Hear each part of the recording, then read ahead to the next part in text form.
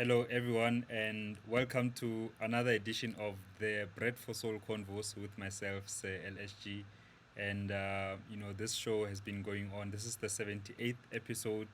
So, it really started doing this, in March, I think April, yeah, in some time in April. And we've been doing it 5 days a week. And I'm so humbled by the responses that I've been getting about the show, especially from people who are learning from it, from the different guests that I've had. I'm learning myself as well, which is why I'm always excited to do another chat. And today's show, I've got pianist, healer, and teacher, Mr. Nduduzo Makhathini. Welcome to the show. Thokozani mkhulu. Togoza Mkulu. Are you well? Yeah, I'm well, man. And it's exciting to be part of this show because I'm a fan. I'm a follower of the show myself. Ah, thank you. I'm so humbled. Thank you so much. Yeah. It's important work you're doing at a very tricky time. Mm, So there's a necessity for this kind of work, for this kind of reflection-based kind of space mm, that helps us to deal with what it means to be here now. mm, So mm. very meaningful. Yeah, and for me, it's like it's almost like I've gotten a new leaf of life, or an extra leaf of life, if I may put it that way, because I started the year. I was really looking at. I was telling my friend that I was looking forward to what was seemingly going to become a very difficult year for me, because I was kind of shifting, based on last year, how I ended the year, where I figured I wasn't gigging as much as I used to gig as a DJ, especially in December. I did a few gigs, but I was really looking forward to changing a lot of things, but mainly looking for another job. So when I started the year before the pandemic, my mindset was already fixed into, wow, this is going to be a difficult year, but I'm going at it. And then the pandemic happened, couldn't go to school anymore. But then this show also happened, which really gets me going. It gets me Oh man. excited, really, Yeah. So we were Man, talking it's about, important yeah, to sorry. create those portals. It's like there's a way in which like healing is not something that um would come to us, but we have to find it. Mm, So so I think this is a beautiful way to create this very beautiful space for your own healing and for mm, those who follow the show. mm. So I think in many ways like it was meant to be. Yes, yes, indeed. I do agree. Certain times like these, though, because we were talking before we started recording, and both you and I agree that most of us really, or some of us, don't should not really be complaining much about the current times, and not to minimize the difficulties that many people are going through, but just Of talking to course. friends. A friend of mine was telling me that he started a movement with his friends to feed other families who are really in need. And he told me a story of a woman who had, I think she had 8 children under her care, because some of the children's parents were deceased. But this woman was not working, and they were living in a very small shack. And even the food that they were bringing to this family, he felt like it wasn't enough, because it Wasn't seemed it enough. seemed like such a hopeless situation. So it gives me so much gratitude, not because I'm thankful for other people's, adversities, but just to be grateful for what I have. I might not be gigging as much as Yeah, I used to, and but yeah. what is this period for you? What are some of the lessons that you've been getting from this lockdown? Oh man. The story you just shared is so moving as well. It's like I've been learning so much about how the mother continues to be the source of strength and the source of inspiration and but also this notion of a mother and the notion of essence and the reason behind things, Mm. that has been quite a strong theme that runs through my daily thoughts about like why do people do certain things. So I'm thinking here about like being a musician and being an artist, and beginning of the year as well, I was scheduled to travel the world quite, quite strongly because of a new record. Mm. And it's like, it's just like a standard kind of approach that when you release a record, then you also follow up with like going on tour and promoting the record. Mm. So what I'm learning is that like the essence of this music is not so much about the things that we get out of it, Mm. but it's about the sound and the journey itself. Mm. So it's not so much about once it's channeled through me as a healer, and once I get the opportunity to share with the world or even just to get in the studio, that is a blessing enough. Mm. So I'm learning about like the essence of things. Mm.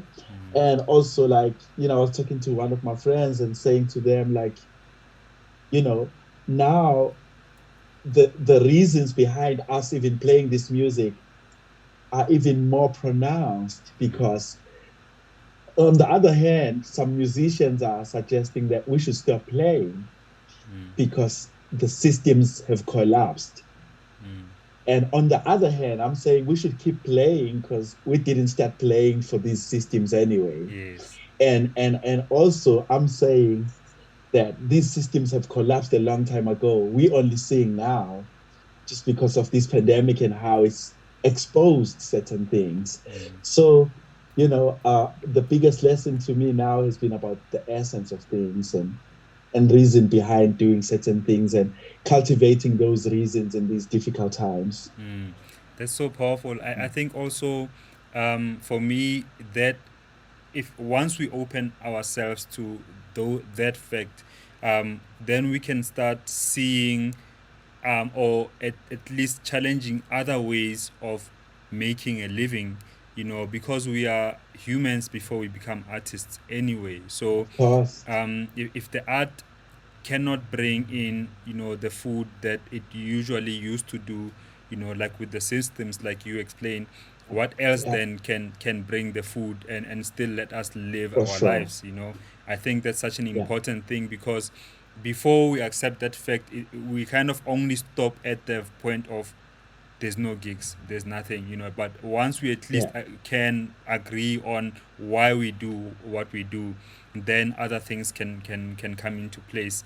um the story that I want totally. yeah the story that I wanted to to Totally. to start to start on, though, is, you used to attend churches, different churches, but specifically at specific times, at specific times for the music. Like when I was listening to that story, I was like, "What? This is so intense!"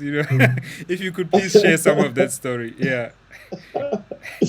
Man, it's at the time I didn't realize that what I was doing could be thought of as being so radical, because it was just like really an honest thing about the sound and how like, my upbringing was just about following the sound. Even that notion of the church, there were various kinds of churches. Um, there were the ones that came with the settler colonial kind of system that were imposing themselves not just as this pushing this agenda of a god as like a singular being, but also just like invading with the sound. If you think about like the church organ and the pipe organ, it is so loud that you can't escape it. So there is a way in which colonial tools were not only just like the taking of land, the making of people slaves, but also the acoustic aspects of it, about like how they came with the idea of amplification, and we couldn't escape it. So lost in that, like feeling of not being able to escape the sound, then I decided to follow the sound. So, so I would literally just go to the churches where there was music, and normally the church will start with like the praise and worship kind of setting, Yeah. which is focused on the music, a bit of the word, but focused on the music. But as soon as the actual, sermon begins, where they start like focusing on the scripture, I'll step out and catch another church. So like I come to know the church really via songs, Yeah. Yeah. and a song that had a church that had more music was my kind of church. Yeah. Wow. Like I say, when I heard your story, I was like, man, that was some. You had to be creative. Like even though you could not be aware of it that time, but like Yes. that's a creative way of thinking about the music, and church. So for me, it's been so fulfilling to see that we are we've become we're becoming more open to having conversations about spirituality, Sure. or traditional healers.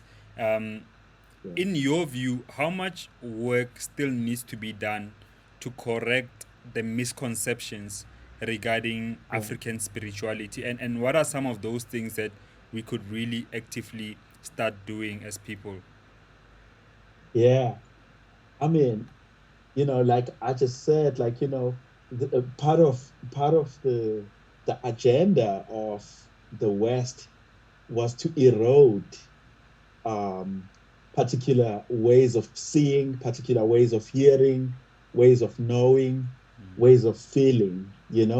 And I think there's one author that speaks about it as like these social, um, ecological sort of disasters, basically thinking about slave trade and how that wanted to wipe away an entire memory, but also there is this idea of the colonizer that settles in a place, but is also not willing to understand themselves as being in a foreign place, but they want the citizens to feel like a kind of foreignness via culture, a foreignness via, architecture, everything.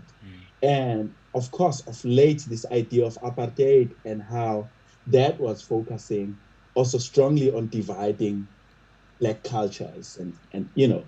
So we have to take those damages into consideration. And I think what then we have to do is to kind of like pull these pieces of information that still exist from a kind of like an echo, because all of these informations now have been removed from the source. It's like they are sounded out via small sort of fragmented things such as song. There's a friend of mine that's doing quite an important project. Umbuso Koza is working with this group that is called the Heritage Ensemble. Yes. And part of how I see what they're doing is like bringing these small portions of historical evidence of greatness of particular peoples in particular moments, and he has a way of bringing that to the fore that helps us to see how we belong. Because I think what's lacking now is this idea, this notion of belonging, and traditional things and traditional healing, traditional medicine, traditional music comes from a very deep way of feeling a kind of belonging. So I think what we need to work on is constructing that belonging. Where do we belong? And that's in the gathering of our proverbs.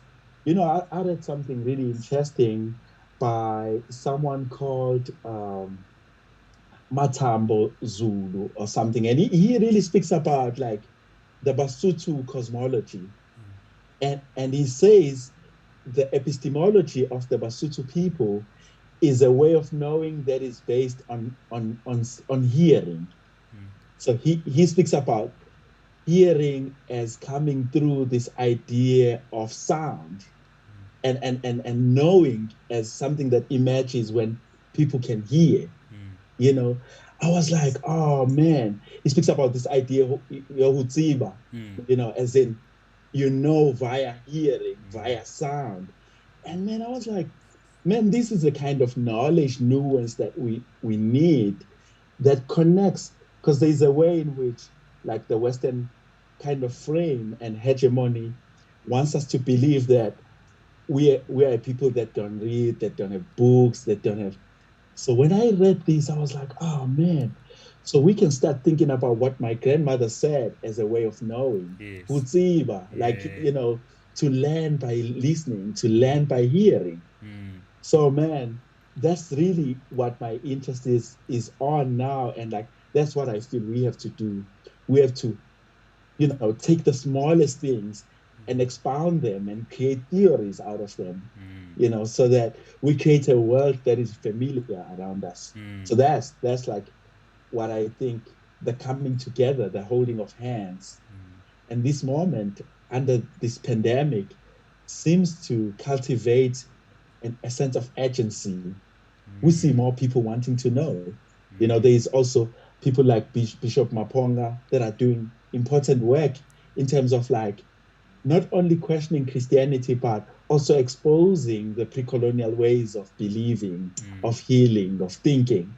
There's a lot of work, man. There are musicians like Sibusile Tlaba that are like trying to unpack the archive, a pre-colonial archive.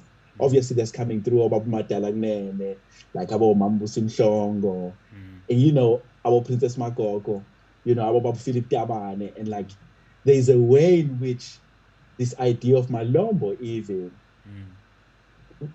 refuse the separation between healing and song, because Malombo is a vendor concept based on healing, but also based on jamming, but based on music. So like, as musicians now, we are forced to think about what Bob Dabane was thinking about, being a healer, being a musician, being a keeper of knowledge. You know what I mean? So there's a way in which we can grab all of these things to formulate a being that is more nuanced, a being that is more sound, a being that is meaningful. Yes. You know, I think I, yeah, I do, feel like as well, of more recently than before, that you see more musicians, more artists, but not only that, but just generally more people being called, upon to take on their spiritual callings, for sure. and I've been feeling like, okay, it's probably a kind of agency that you spoke of, because for such a long time, most of the things, especially the most important things, of our being, have been kind of let go.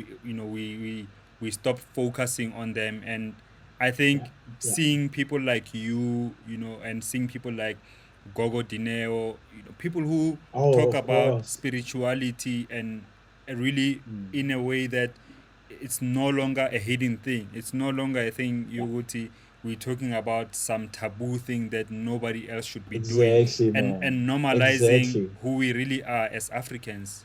I feel like Yeah. it's been so important. There's a keynote that I watched on YouTube by Mr. Herbie Hancock, and the title of it, I Oh, think it's man. called spirituality. No, it's called Buddhism and Creativity. So Yeah. and then he explains how he got into the Buddhism, way of doing things, um, and Yeah. was recruited by Pastor Williams, and he kind of tells Yeah. the story of how his music really truly evolved from there, because Yeah. now he was aware, and he was aware of doing why he was doing certain things. Before, he was Yeah. probably only doing them and following the path. What are some of your Yeah. realizations after you embarked on the journey of being a healer? Oh, man. You make some really strong connections, because I think it was 2 years ago. I was in. I was in the US, and Sis Brenda Sisane from Kai FM pulled this book from her bag, and she was just reading it. And it was a book on Buddhism that is authored by Happy Hancock, Wayne Shorter, and a Buddhist master. And man, I was looking for that book for a period here in South Africa and couldn't find it until I decided to order via Amazon. And the book arrived sometime end of last year. And man, the resonances between your question and what these great masters have explored already are just immense, you know, because they speak about this idea of letting go, and about how like improvisation in jazz teaches us to let go. So if we think about the context of like preparing, for instance, for a concert in a jazz kind of world, you spend so much time alone, um, trying to explore as many possibilities as you can to sort of like just make sure your bag is packed with ideas and everything. But man, the contrary to it, the irony of it is that when you get to the bandstand, uh, you have to forget about all of that. So it's like all of this work that is towards a kind of letting go, a kind of forgetting, you know, in order to allow a new kind of vocality of the work to stem out. So this is the same thing that I see with being a healer, especially around the throwing of the bones, which is like a theme that I've been like speaking about quite a lot, about like how we can learn as jazz musicians from this idea webula, you know? Um, because within the throwing of the bones, a similar thing happens. It's like you go to see a healer and they have these bones, which the bones that they use, they are familiar with. Yes. It's objects that they know. But the allowing of self, the dissolving of self into learning new meanings from these bones all the time is incredible. And that is a metaphor of thinking about like jazz music is so profound, because within that letting go, a new meaning can be extracted, a new way of being, you know, can formulate an entire new way of thinking about yourself. So this is an exercise that I get from both being a healer and being a jazz musician. And it's like I'm constantly being taught to. Also, another thing is forgiveness, because if you're improvising at the highest speed, you are basically citing information from a metaphysical dimension, and you're bringing that forth to sound in real time. And sometimes the communication, because it's a wireless communication, right? It's just like technology. We're citing all of these things, and sometimes the algorithms fail. So, which means your fingers might play an unintended note. But then this notion of forgiveness is necessary, because if you're unable to forgive yourself for playing a note that is quote unquote wrong, then you are not able to move forward. So jazz also teaches us that you have to forgive yourself in this very moment. And again, to go back to Happy Hancock, he speaks about being in Miles Davis' band, and they ask him about what was some of the scariest moments or some of the most beautiful moments. And he recalls being in Miles Davis' band, and he played a wrong chord when Miles Davis was taking a solo. And he says, man, he wanted to like bury himself in that moment. And he says he was just thinking about how Miles Davis was just gonna get mad at what he just did. And to quite ironically, Miles Davis played another note that made that wrong chord to sound correct in the context of the music. So, and he says that was one of these most profound, lessons. So I think healing and jazz, they share these, sort of um, connections around forgiveness and kindness and Ubuntu as well. Because like, being a healer means you have to love other people the same way you love yourself. You have to bring yourself so much into their story, into their trouble, into whatever they're going through, similar to improvisation. When you're with a band, umuntu ngabantu. So that's why we love playing together.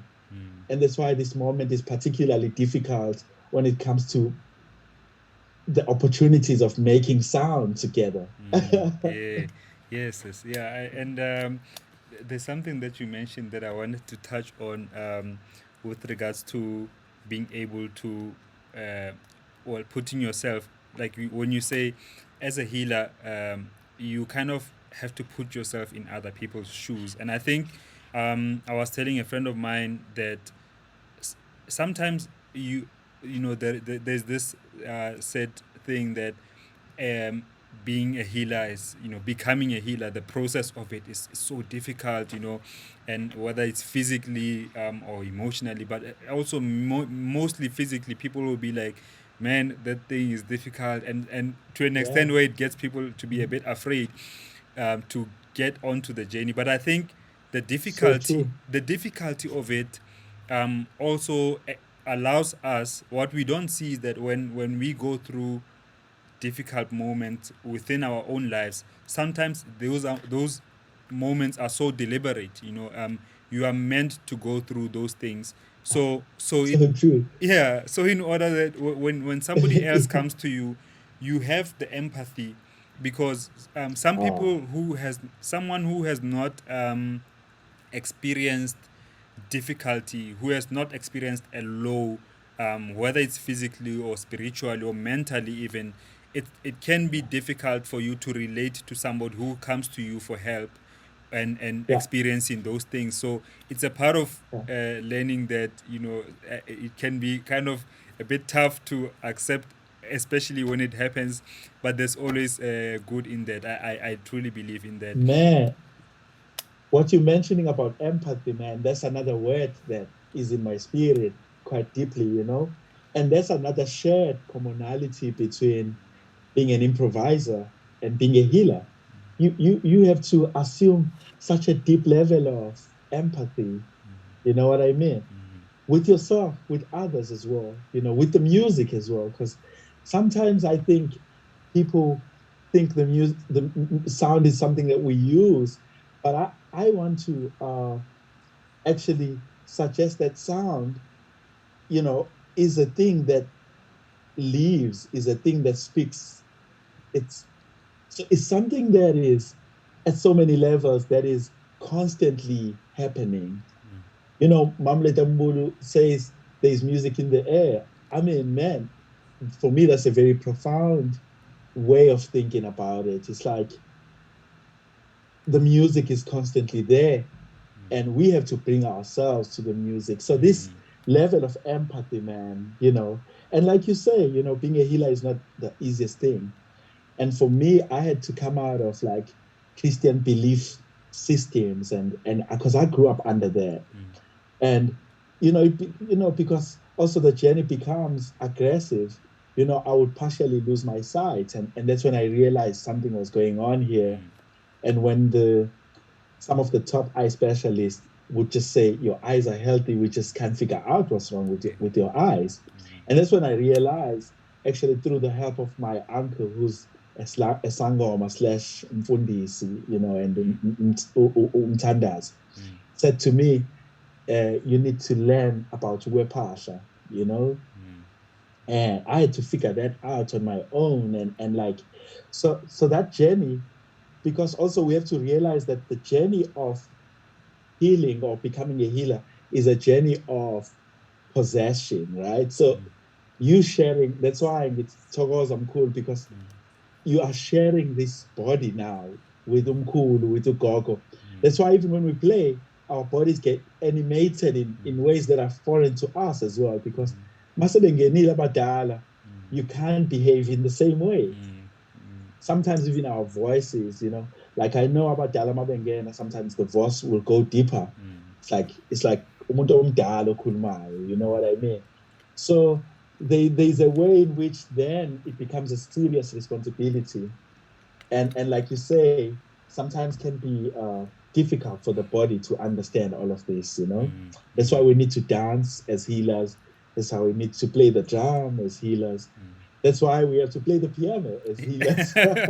and I would add DJing there because that's my thing, you That's know. why DJing, Yeah, DJing, man, is a form of the throwing of the bones. yeah, In a sense, again, that like you're familiar with all the music that you have, but the way in which you feel the energy and choose a particular song mm, is divination in a way. It's like uwebula, you're throwing the bones mm, because you are reading the energy of the spirits of the people, mm, right? mm, mm, And and man, there was this one moment where I realized that there was more to it.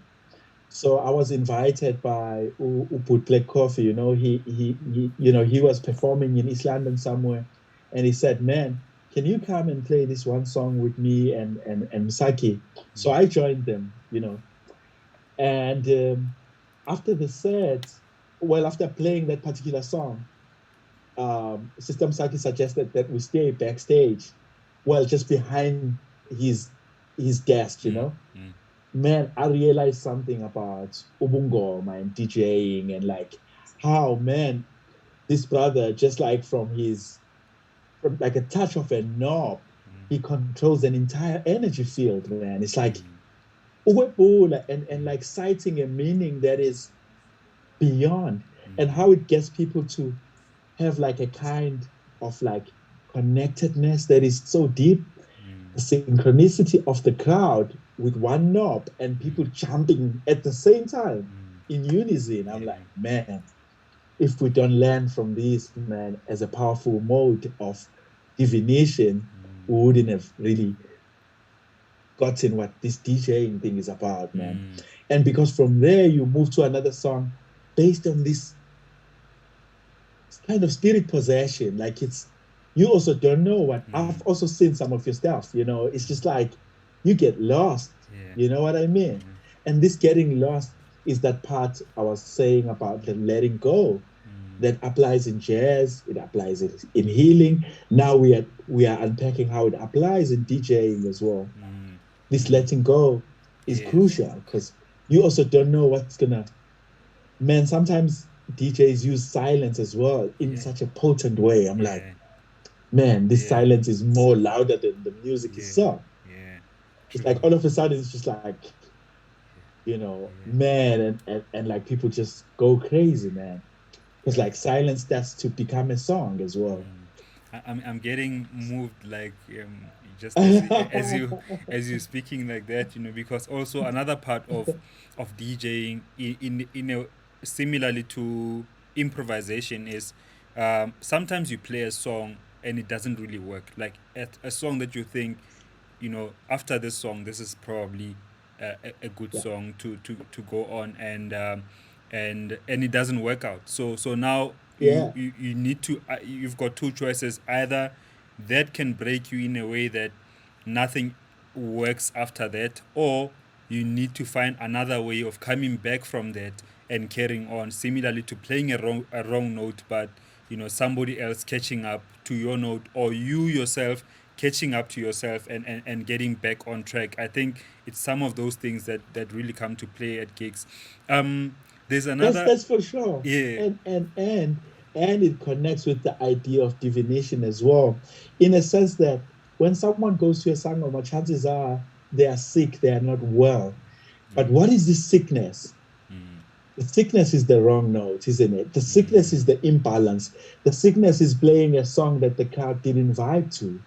And so what the healer, the purpose of the healer is not to suspend, is not to suspend sickness, but it is to find a way of creating balance. It's not to operate from a way that says sickness will never find us ever again. So the journey of a DJ is not to say I would never make that mistake again. The journey of a pianist in jazz is not to say I'll never play that wrong note, but it's to say I have a way of dealing with balance, even when that circumstance happens. So this is what we can learn from both the DJ and the improviser, but also the healer about like how it's not about suggesting that these things don't happen, but suggesting a way of finding balance within those kind of moments. Hmm. Yes, yes, yeah. No, this is so powerful. And I just want to touch on recapturing. I've seen you play too, and every video of yours playing, it's almost like, it's not you yourself in the present, because it does seem like, okay, now this guy was so calm, chilled, and talk, and now he's on the piano, and and like, you can see the energy. I really love seeing that. But I want to ask you about recapturing, because when you speak about the way some songs come to you, the way you would create some songs, it's messages that come to you, whether it's through dreams or through experiences. But there's a particular experience that I want to ask you about, and I want to ask this question about: how do you recapture the creation of a particular song, when it came in a certain way, every time you are at a gig? Like, how much does it take of you or from you to recapture that at a gig? Oh man, that's a beautiful but yet so difficult question. Um, in a sense that partly, man, I think you've just made these connections between DJing. Now I'm thinking about DJing, jazz, and healing. It's Yeah. it's it's it's incredible. But one of the things that I realize about being a jazz musician and the idea of songs is that the songs could be thought of as energy fields, you know, that are just important enough to just get you into a particular frequency.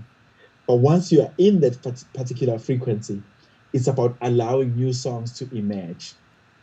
And I guess, like, what I mean by new songs is the idea of improvisation again.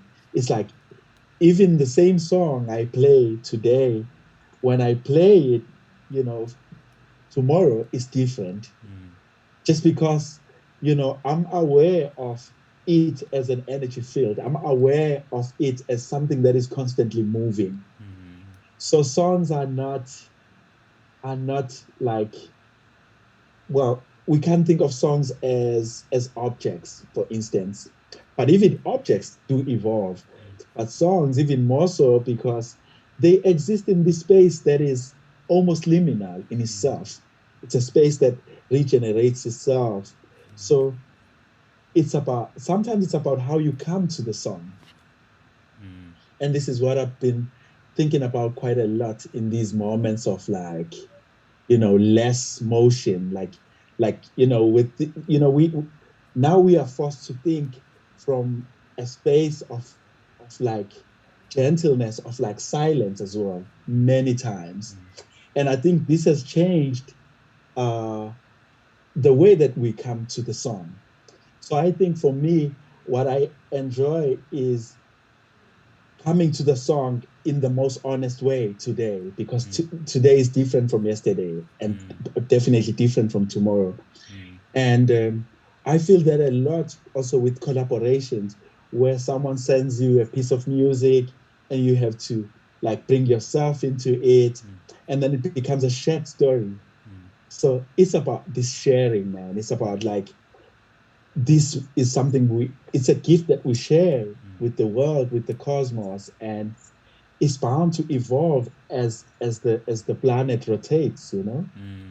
So for me, that change is quite an expected thing all the time when I play the music. Yeah. Another song that you once spoke of, that you stopped performing, is a song which you wrote, from your experience of seeing somebody being killed, a boy, Yeah, and the mother being so helpless, because yeah, if she was to help her son, she would probably get killed as well. But now, whether does she go and help, or does she stay and at least and live protect. and protect herself, and also live to tell the story too. um those kind of Oh, brother. songs, those kind of songs that are so deep, is it something that now only would live as a recording, like that you would never perform Yeah, again? brother, that is, yeah. You're speaking about Shirley, isn't it? Yes, surely. Yeah, man, it's also just like being born in the 80s and what it meant to be particularly from Emagongo, where the Inkatha and the ANC sort of, violence was so heavy. You know what I mean? And like, so that's where the smell of gunpowder and tear gas, the smell of blood became such a common a common thing. So and so this song came when I was dealing with this idea of trauma and like how does sound become a space for dealing with such experiences. But on the one hand, it's how sound emerges from a space of pain, a space of trauma. But on the other hand, it's about how sound refuses to be painful. The sound itself that captures the pain refuses to be a sound of pain. If you know what I mean, it's Yes. like the so for me the refusal is the healing. It's the refusal is when these tears fall from your face but do not reach the ground, right? And ngesiZulu sithi izinyembezi zami aziweli phansi, you know, suggesting that, like, I'm stronger now than I was the previous day. But also, we could think about Izinyembezi Zami as well, Pansi, as suggesting that the my tears, have this place where they go, and this place is this place where pain lives, and this is my relationship that I have to accept my relationship with pain. That pain doesn't leave, you know, and that pain has a way of finding us, and then it is in these moments where pain finds us that we break into song. That breaking into song is our way of healing. But what we then channel is an energy that in itself comes from pain but gives birth to a child that is a hero. A child that is a hero, in that a child that refuses, so I think then this is where this idea of performance again gets blurred, because you can no longer perform because this is a real story, this is a true story.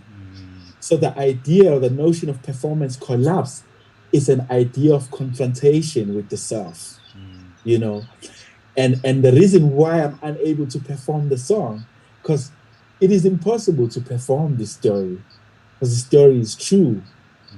But there are instances where this pain finds me again, then I break into song. So I'm starting to believe that whatever that I quote unquote perform is a breaking into song, no longer a performance. So I Yes. cannot perform surely, but I do feel that if this pain finds me again, I will have a way of breaking into song again, No. Yeah. because I have to refuse this, this trauma is not mine, I cannot own it. We understand how even the conflicts between Inkatha and the IFP and the ANC was a construct of the apartheid system. There was an apartheid hand that was supporting, this conflict, So then it wants to look as black on black violence, but the overtones of whiteness and apartheid are very strong in it, because if you remember, the ANC gave birth to the IFP, so there was no way, and the agenda was to liberate black people.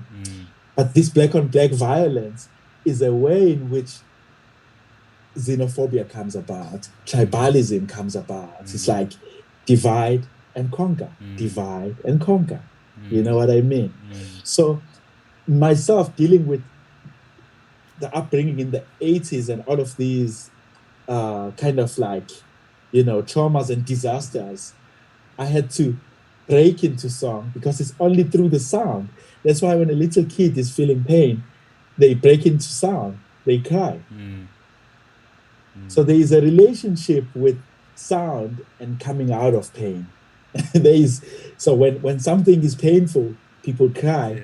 but sound comes from a space of pain often the time, but it breaks into a sound of joy, Yes. Yes. and that's why we have all of these beautiful songs that you create. Yeah. Yeah. Sorry, I think your phone fell. But Sorry about that. no, no worries. I do get your point. There's another point that I wanted to get to about uh, the same Heavy Hancock. I'm sorry about that. No, no, no worries. Can you still hear me? Yeah, is my camera still fine? Because I just picked it up and put it back up. Yes, yes. No, it's still fine. Still fine.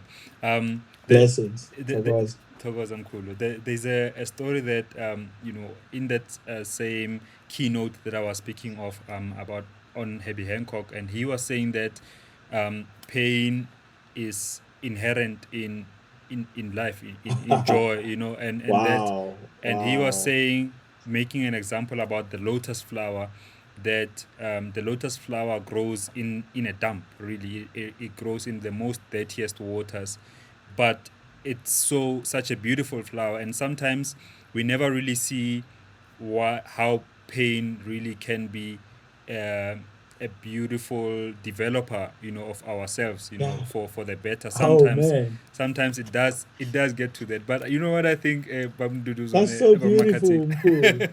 Ngiyabonga mkhulu. um, I do want to chat to you about the album, the latest one. yeah, Modes of Communications, communication letters from the underground, which has yeah. collaborations by Umsaki and Nomagugu, and the Msaki song specifically, Beneath the Earth. It's a gem for me. I love the melody, and I'm such a fan of Msaki Tagos, too. Like, so when you guys came together, Tagos, I was like, what? What a collaboration. I want to ask you though, with Tagos. songs like that, the way they come, is it always, is the writing always left to the singer, or how does the writing process work Sure. for you? Man, this is interesting because I come to these moments of so-called writing and composition in different ways. And with regard to this particular song, it came through a gym, you know. So this section where the kids are singing was a chant that was sung by a group of people, like a big group of people that, but also it seemed to me in that particular gym that this was a spoken tongue. It was that Umar was a language and it had a meaning. So so I woke up and started singing, I always just sing on my phone because the song really came complete. It came complete and it came with the theme, which is, the stuff that I was sending to Msaki. I was like, man, have you ever thought of like the ancestry realm and us on this side as the living? Have you ever thought of the necessity to communicate as being collapsed by the very notion of being exiled or of not having a language? So not having a language, ukhuluma nabaphansi, or them not having a language to speak to us, develops this kind of exile where we can't really communicate. And so I kept like, asking her those kind of questions. And obviously then I sent her my singing, which I sent to the band as well. And everything, the horn arrangements was done. So this song really came complete. But what I still wanted from Sister Msaki was, as I said to her when she was in the studio, and she was not feeling well, and and I feel like a bit nervous as well. So I was just like, you know, what I need you to do here is to breathe into this song. Mm, So this is really the thing that I wanted was like I could imagine the texture of her voice, in the song, and just like really breathing into it. So this was a different kind of exercise where I was not really inviting her only as someone who writes song, but I was inviting her as a singer this time. mm, And so obviously I also gave space to her to come through as someone who thinks in a poetic way, and she organized the contents, the lyrics that I had brought. She organized and brought her magic, obviously, of like, how she uses language in a poetic way. mm, And yeah, the song was there, man. So it was a beautiful process. yeah. And it was a different process with Omakuku that you mentioned as well, because Omakuku, we've been doing this for so many years that it's very easy. And Omakuku comes with a high level of preparedness. Man, I've never seen anyone that is so prepared when it comes to a session. It's just like she walks in, one take, and she leaves the studio. It's unbelievable. Man, I'm not getting used to that. Yeah. I'm not getting used to that. And this time around, she did not come through the project as a composer. She just came as, she's able as well, which is quite a gift I think that she has, to come at these different levels. If she's needed just to come in as a singer, she just will only do that. If she's invited to come in as a composer and not even sing, she can do that. Or if you wanted to come through as both, she can do that. So I felt really blessed, man, doing this project with such great artists that for me, it's about the sensitivity, similar to Logan Richardson as well, man. When he came into the studio and like he's one of my favorite alto players in the whole entire world, man. And there was Anders, who's an old friend, and we've been creating music together for a long time. There was also Khonze Machene, who's, I call him Umtakati, I call him Isangoma, I call him all of these things. I'm like, Machene, you bring so much, It's like, he's obviously got like the Swati ancestors, but Basotho as well. Man, he brings so much to the table.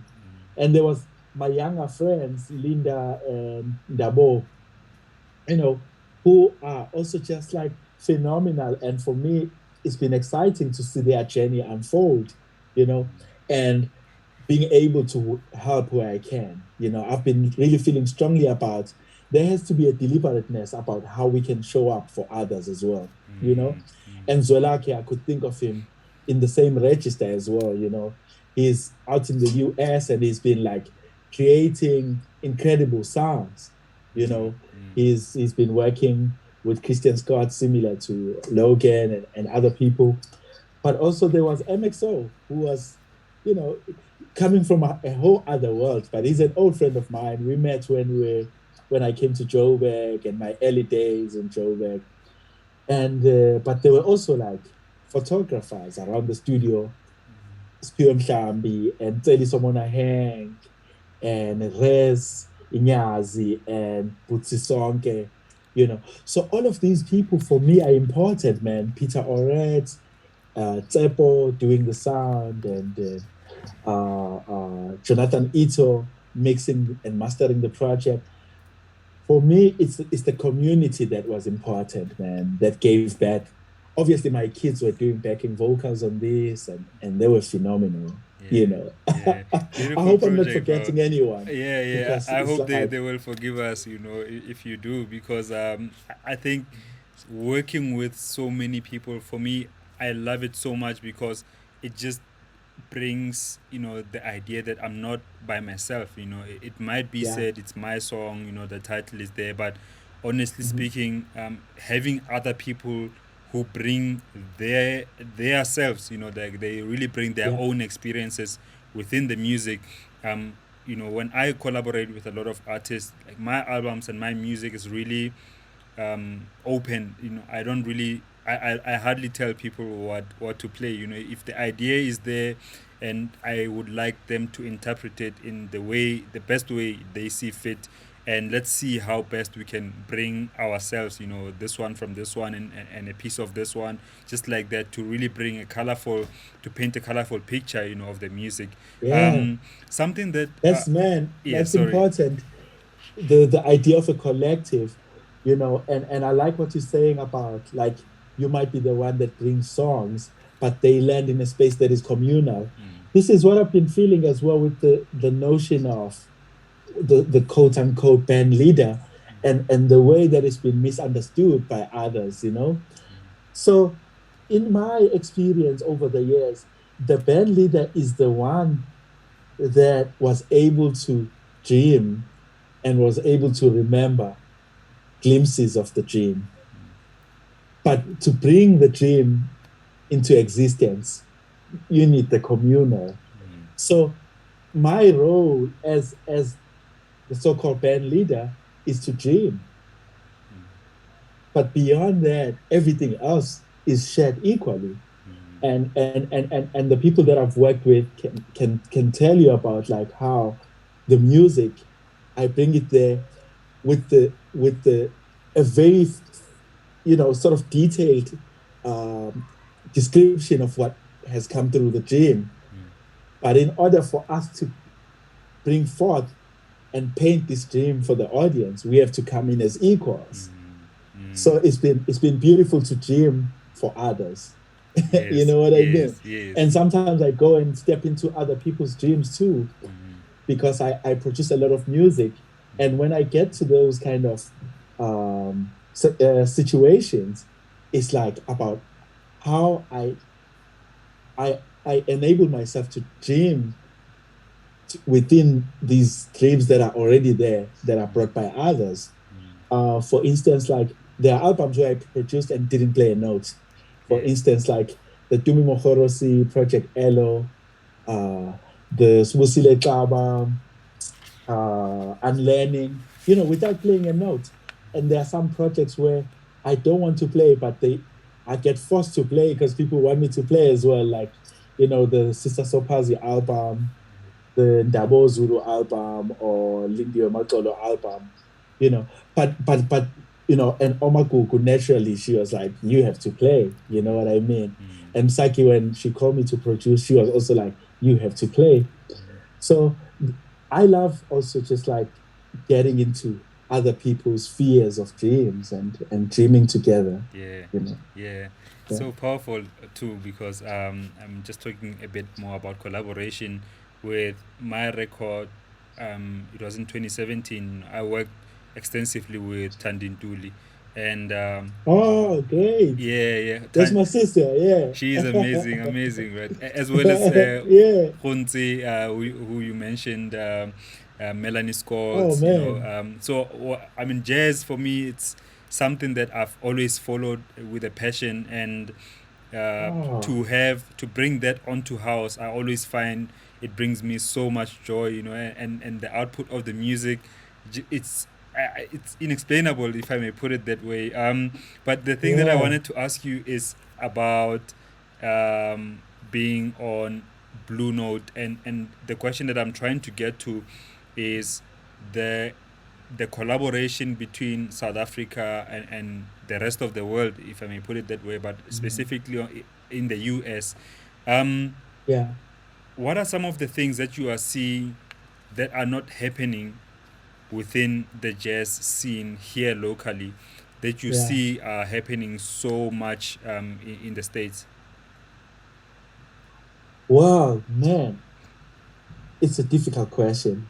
Um, I think one thing that the US has figured out quite ahead of us is what does it mean to be part of a scene, a jazz scene? Like, what does it mean to, and what really constitutes a jazz scene?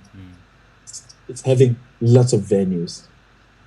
It's having musicians that are so ready to play the music, that have worked so hard individually on playing their instruments. it's also having a very strong sense of history and knowing self. That means like it's the ability to document your history in a way that you make it available in such a big way. So archives, recordings, liner notes, books, newspapers, all of these things. Uh, it's also just having movements.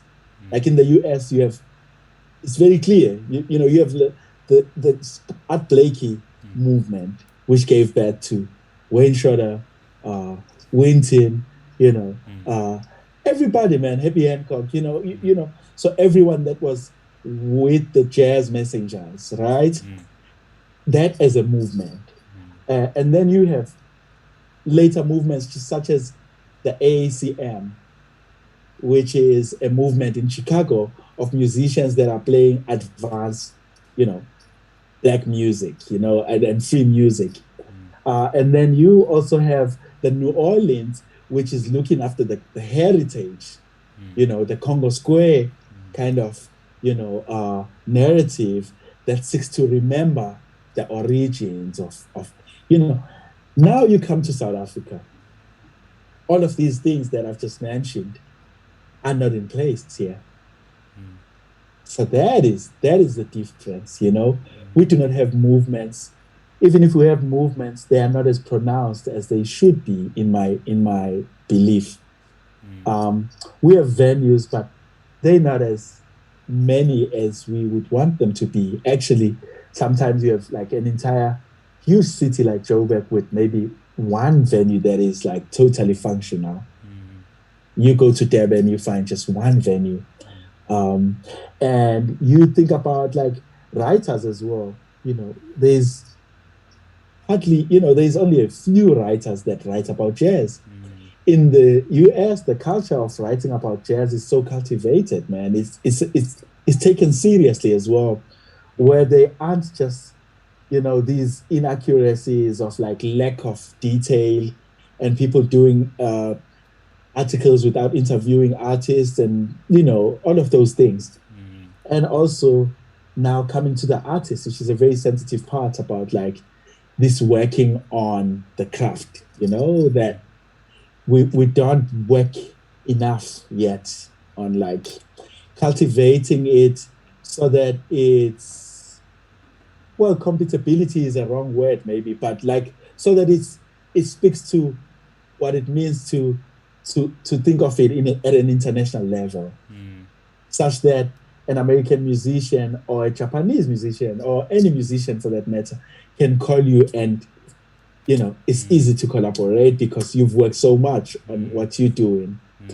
So, then on the, you know, at a metaphoric kind of level, the connection to Blue Note also helps us to think about the Atlantic narrative and how like people were forced out of this continent as slaves, and they went, and the glimpses of what they could remember about their traditions in Africa gave birth to this gigantic genre now that we call jazz. See, so the need to connect the the echo that developed into a potent narrative, to connect it to the source, which is the continent that might be living in this state of amnesia, of having forgotten. Sometimes I think about the Cuban sort of story and the Yoruba cultures. I was recording a song on Omakuku's album, and I called a brother from Nigeria to record an introduction in the Yoruba, language. And I played him some stuff from Cuba, and he says, "Man, it's unbelievable how Cuba is a descendant of like an African ancestor, but they speak a deeper level of Yoruba, or a more ancient Yoruba than Nigeria," suggesting that because of the being, subjected to slavery, whatever you had to hold dear to your heart. Whatever glimpse that you could remember, you had to hold dear. And how in the continent, we take things for granted. Mm. So then we develop this amnesia. Mm. So there's a way in which the diasporas can now help the continent as well Mm. to create a kind of collective memory. Mm. So, in a very abstract way, people might struggle with what I'm saying here and how it connects with Blue Note. But it connects because Blue Note has this lineage of musicians like Monk, Mm. McCoy Tyner. And for me to form part of that lineage, man, it's such an honor Mm.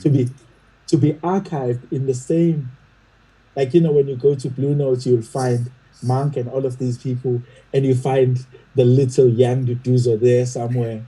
So I think for me that is quite something about how we then tell a story about the Atlantic narrative in a way that is complete between the home and the foreign land that has become home, and the contributions in this foreign land and the bridge that lives between the foreign land and home, and how home could also be in the diaspora, but also how a foreign land could be created when the people from the US come here. Sometimes we treat them in with a way that doesn't show that it's home.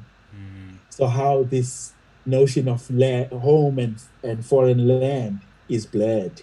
The notion of home is blurred. I So I think. think, well, it's a lot of things, but I think me signing to Blue Note is deliberate about thinking through those very difficult uh, narratives. Yes.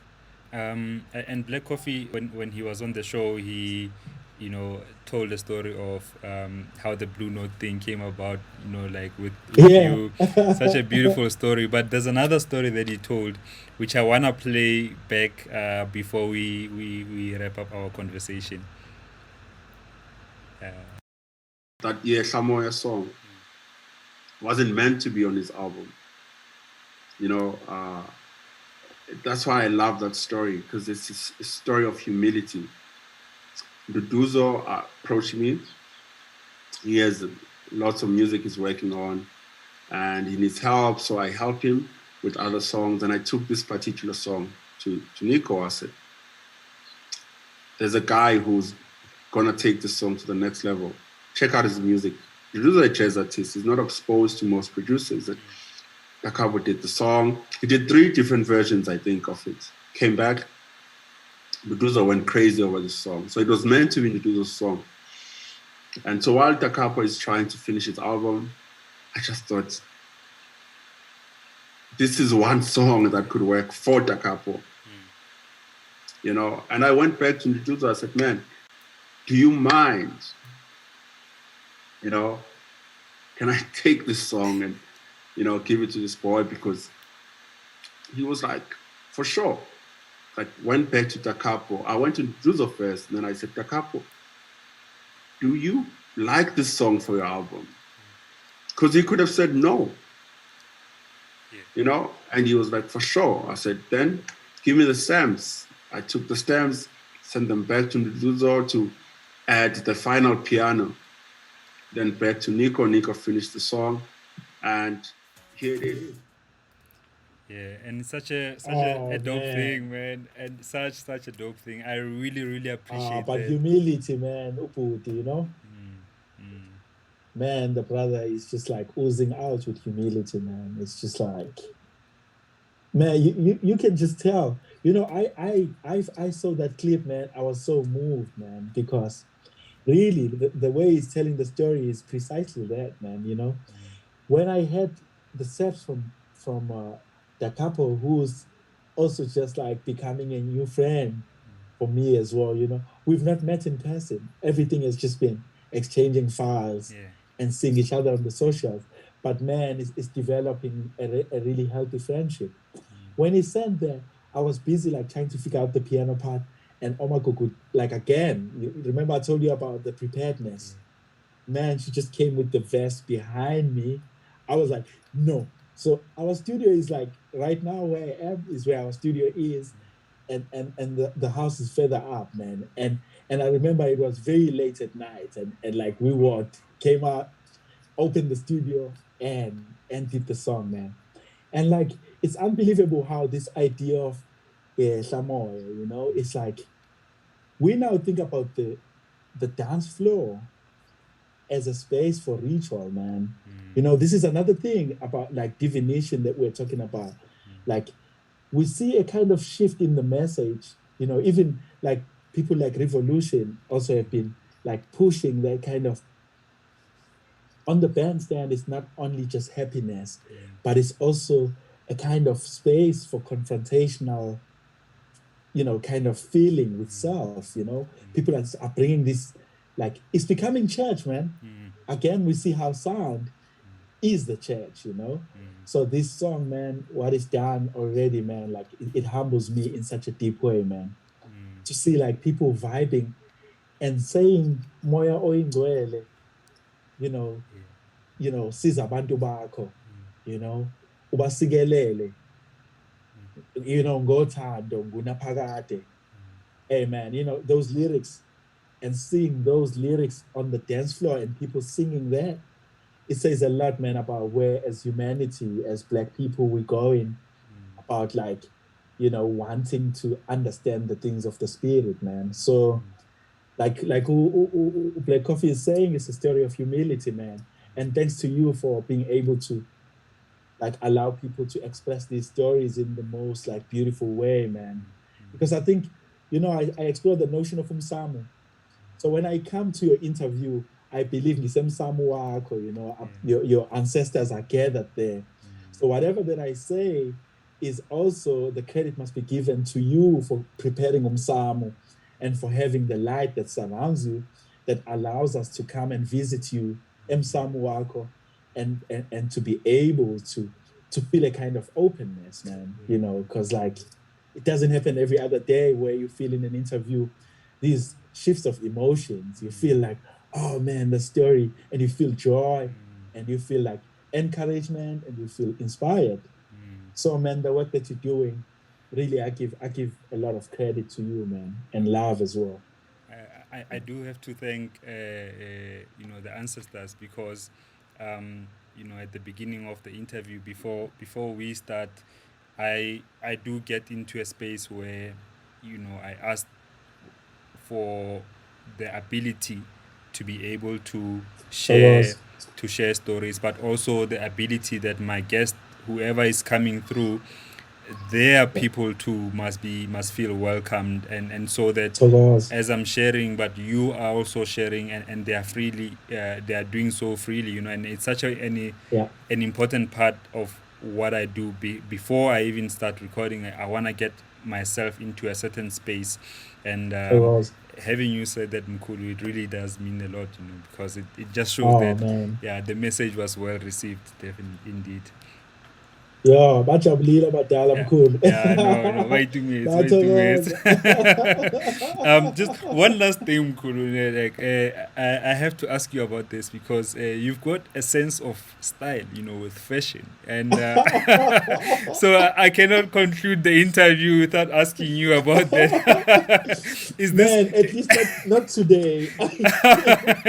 no, but even today, even when you say like, okay, now I'm just chilling at home, I'm not Yeah, going anywhere, exactly. Because but I'm it just still chilling comes at through. home. But it comes through, like, is this something that you've done consciously, not necessarily for today, but like just Mkhulu. generally with regards to how you look? Ah, yeah, Mkhulu. You know, it's that thing of Malombo again.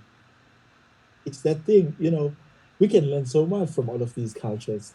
You know, it's that Mavenda thing of dissolving, you know, the borders between fashion, healing, sound, jamming, rituals. Because when they go into Malombo, it's the jam, but also they paint their faces, they dress well for it, but also there's the jam, but also there's food, feast, you know. So I think it's really Mkulu looking for that totality. You know, I was telling a friend, you know, my wife bought me some really nice, cool socks the other time. I think I posted them. I think it was for Father's Day or something. And they had like these Ndebele. It's a pity I didn't put them on. I saw them this morning. Uh, they have the Ndebele prints, you know. So it's all of that, Nkulu. It's about like just an appreciation for a totality of what it means to be in a world that has fashion, that has color, that has sound, that has. So I think of it that way, and every day I try to dress in a way that reflects the mood for that particular day. You know, so I'm very careful. For instance, with the caps, always the hats. Yeah, the only time you see me without a cap is when I'm getting married, or like it's really a few instances where it's like, my mother was like, when I was preparing for my wedding some years ago, so many years ago now, actually, she was like, mntanami, ungalento ungasigqokeki isigqoko mntanami, ngoba phela ngoba uyashada phela manje. And they tried that as well when I was graduating at Stellenbosch. Ukuthi isigqoko. I was like, no, I'm gonna put it on. Yeah, So, it has become it has become quite a feature of yours too. It's kind of like I've never seen Gregory Porter without his hat and the scarf that he does. I think exactly, man. he's got another reason for with his skin, but like it's a part of him. When you see Gregory Porter. Njalo. And a few times Njalo. you will see me a couple of times, once or twice without a beanie Without, or but a I cap. always see you with a beanie, yeah. Yeah. It's kind of like it's a thing. Anyway, Mkulu, Also, yeah, mawucabanga labantu mabeyosina in a Zulu context, bathi bavunula. Ukuvunula means to dress up for an event. So I think of music as ritual. So there's no ritual that doesn't come with ukuvunula. So, it's again, man, like how we could think of these things in the context of these cultures. South Africa is rich, man, with cultures. So we have to draw from each of them, man, because there is beauty in all of these cultures. So, yeah. True. Yeah. And I mean, most of the jazz artists, even in the past, I watched so many documentaries. A favorite of mine is one on Lee Morgan. It's called I Called Him Morgan. Oh, It's on Netflix. Amazing documentary. But when you yeah, see man. how the gents used to dress up just to go to a Whew. gig, it's like, hey, these guys were very serious about their image, you know what I mean? So it's such an important thing. I like seeing that. I like seeing I people mean, look good. seeing the same thing with Abo Brahu. Have you seen Yeah, their earlier pictures? yeah, Nabo yeah, Brastompi Manana, yeah, no Brapani, Rachabano, Mam Miriam yeah, Makeba, Abo Mam Dorothy Masuga. Many must see the yes, early black and white yeah, pictures. yes, The shades, man, the yeah, pants. yeah, clean. And these slim fits, that Eh, we are wearing now. These guys were rocking those. Like, you must look at the black dudes with Brenda Fassie, man. Like, the image, that band, man, is it's like, yeah, they have a killer image. yeah. One last thing that I think for me could be, I don't know if you would take it, but it's kind of like a challenge that I think I would pose, not necessarily entirely upon you, but I mean, you are one of the people who I regard as leaders within what you do, is that Sure. we haven't seen enough documentation or documenting of the jazz culture in South Africa, including the past. Like the legends that you've just named, so many of them. It's like endless number of names that we can mention, but there's very little documenting that has happened. And documenting also doesn't mean that when the past has happened and nothing had been documented then, that we can't document now and look back, in order to really show the people in the future that here's where we come from. And I think it's such an important thing, specifically with the jazz music in South Africa. We've had, some of the greats, all over like the greats within a global sense here in South Africa, Moses Molelekwa, like Bra Winston Mankunku. Ah, There's so many greats that we've had here in South Africa, but very little documenting. the documentation. Brother, that's such an important thing you are raising. I remember Pesima Bandu wrote this book portrait something on Brawenstein, but it's a very short, like a very small book. But at least it's a it's an opening for further inquiry. He had to do that. So I've been doing similar work. I mean, a couple of years ago, I wrote a dissertation on my master's dissertation was on Begim Selego. So people can find that, like, because there's nothing except for that is written at that level of, like, detail on Begim Selego.